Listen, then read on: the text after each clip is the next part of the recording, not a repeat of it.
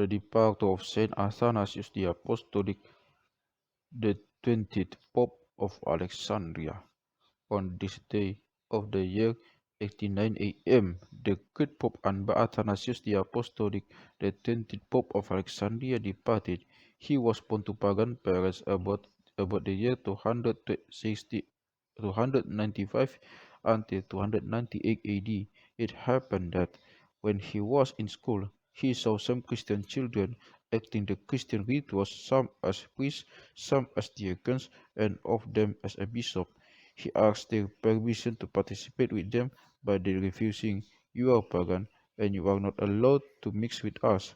He answered them, "I am from now on a Christian." They rejoiced with him. They made him patriarch over them in the play, and throned him on a high place, and they offered him honor and respect. At the time Pope Alexander passed by, and when he saw them, he said to those who were with him about Athanasius, "This child will be in a great position one day." When Athanasius' father died, his mother brought him to Pope Alexandros, who taught them the principles of the Christian faith and baptized them.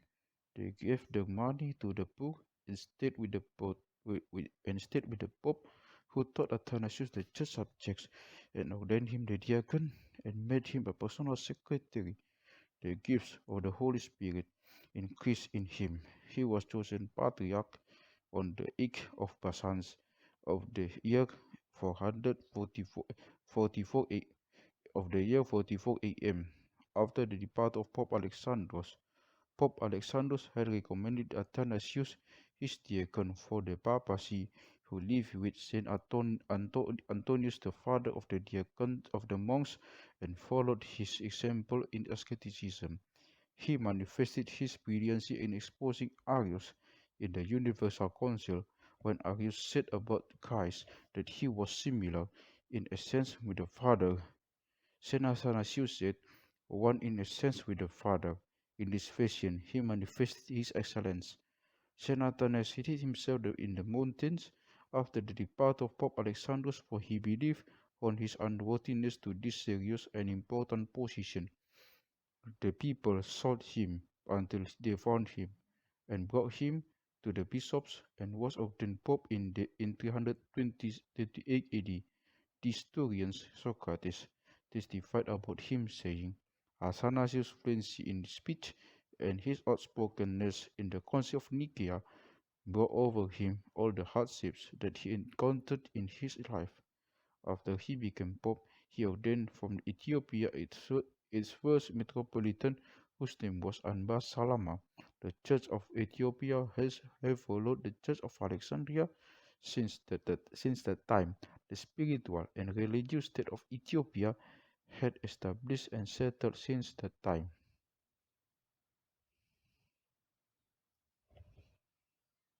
Saint Athanasius was sent away from his church 5 times.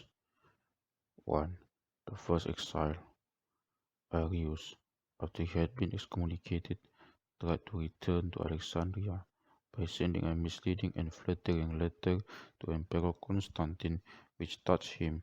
The emperor asked Pope Athanasius to take him back. Athanasius refused to accept him because that would be a contradiction to the decision of the Universal Council. The Arians accused Pope Athanasius with these charges.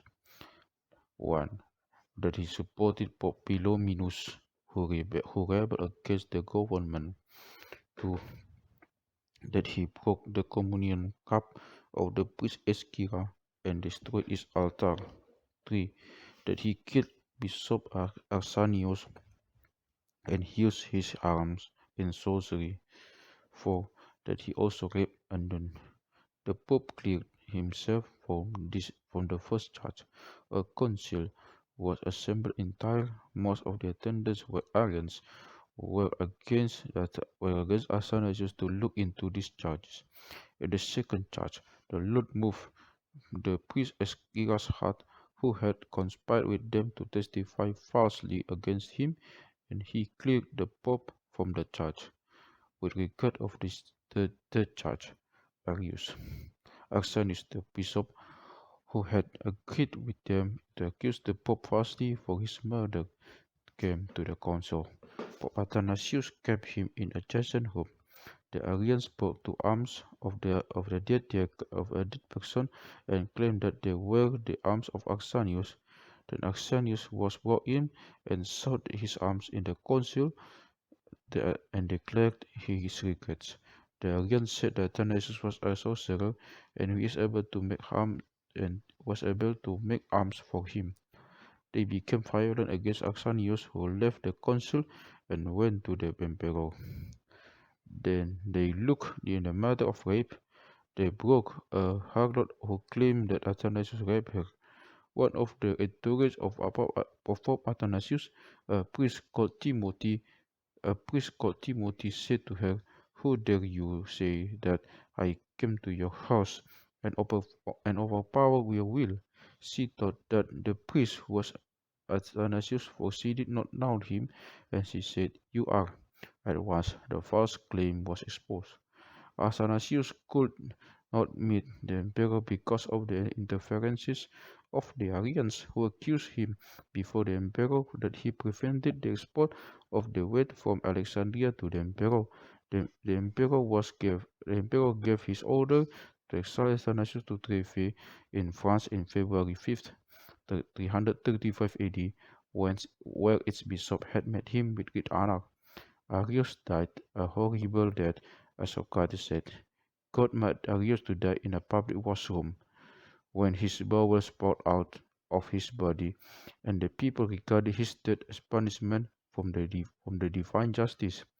When the emperor heard about the death of Agios, he recognized the innocence of Athanasius and recommended while he was in his deathbed in the year 337 AD that Athanasius be returned to Alexandria.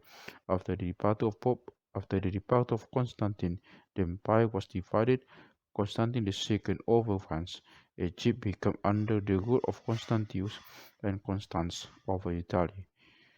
With the mediation of Constantine, the Pope returned in the year 338 AD.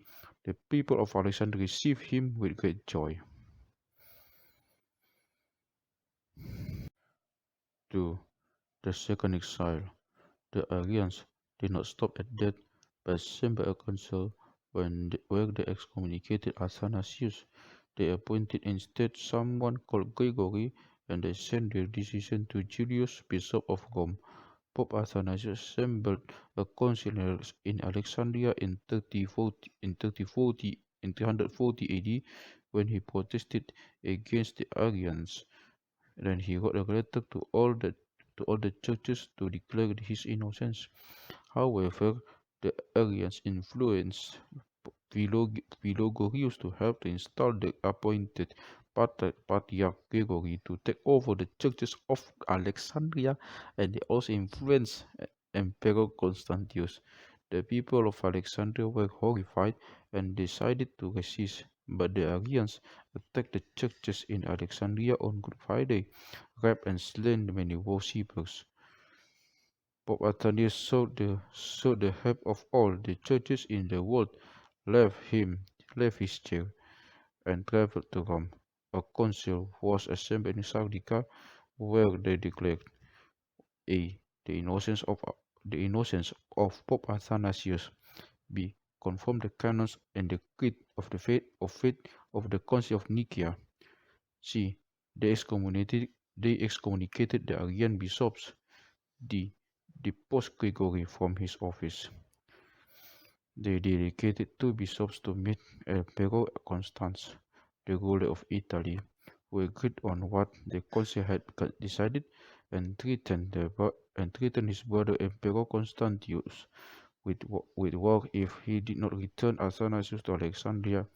At the same time, some Egyptian radicals rose up and killed Gregory in 349 AD. Athanasius returned for the second time to his chair, and the people received him with joy. Gregory the theologian, the writer of the liturgy, described this reception, saying, "The people came as the flood of the Nile, and he also pointed out to the palm branches, the carpets, and the many clapping hands. 3. The third exile. The Arians did not like the return of Athanasius to Alexandria and waited unwillingly until the death of Emperor Constans. The Arians accused Athanasius before Constantius that he collaborated with Magnetus, who was the enemy of the emperor. Constantius obtained a condemnation of Athanasius and his exile from a council assembled at Arles and another one at Milan. The soldiers went to the church of Saint Mary, which was built by Pope Theonas, the 16th patriarch. As Athanasius was praying the vesper service, the soldiers rushed inside the church to arrest him, but God blinded them from recognizing him from the rest of the people, and the lamps were extinguished. Athanasius escaped and went to the desert and remained for some time with the monks. The Arians appointed Just of Cappadocia, Bishop of Alexandria, but the Orthodox refused to accept him and anathematized him. He took over all the churches and its properties. Nevertheless, the pagans whom he persecuted, killed him and burned his body. 4. The fourth exile. After the death of Constantius, Julian, his cousin, became emperor. He wanted to rally the people of Alexandria, so he returned Athanasius. Athanasius assembled a council in 362 AD and provided conditions for acceptance of the agios and that wished to return to the church. He also gave a special attention to preaching among the pagans. This was not appreciated by Emperor Julian, who loved and supported the pagans. He ordered the arrest of Athanasius. Athanasius went out of Alexandria and took a boat to Upper Egypt. The governor followed him in another boat, and when he approached the boat of Athanasius, he asked about the boat of the Pope. They said to him that he was not too far away. The governor went on his way in a hurry, but he did not find Athanasius, for he hid himself in another place. Those around the Pope were greatly saddened because of the much tribulations that befell him. Athanasius told them that in the times of persecution he felt great in the place, and that God took care of him and embraced him with his grace more than any other time in his life. He also said, the persecution of Emperor Julian is like a summer cloth that will go away. While they were in this conversation, the news came to them that Julian was killed in his war with the Persians, and that he was killed by Saint Mercurius Abusephine, and that he said just before his death, "You have overcome me, O you son of Mary." 5. The fifth exile. Jovian became emperor after Julian had been killed. Then Valens became emperor and he was Arian. In 367 AD, Valens ordered the exile of Athanasius again. Athanasius was forced to leave Alexandria and hid in the tomb of his father. Meanwhile, the emperor killed 30 bishops who were pro-Athanasius. The emperor saw the determination of the Copts and decided to leave the persecution and return Athanasius to his chair in 368 AD. Although Athanasius reached the age of 72, he did not compromise in performing his duties. For his steadfastness and his firm stand for justice, the world described him by the saying Athanasius against the world. Against the world. He wrote several books about Arians of incarnation and other subjects. Abba Cosma, the 44th patriarch, praised these publications by saying, "I ask anyone who will find the books of Athanasius to write them on paper, and for those who could not find paper to write them on clothes." Athanasius was the first pope to wear the monastic tunic from the hand of Saint Antonius. He made it the uniform for bishops and patriarchs. He was the one of he was the one who ordained Saint Antonius a priest and then archpriest. He departed in peace after he had been there on the apostolic throne for 45 years. May his prayers be with us, and glory be to God forever. Amen.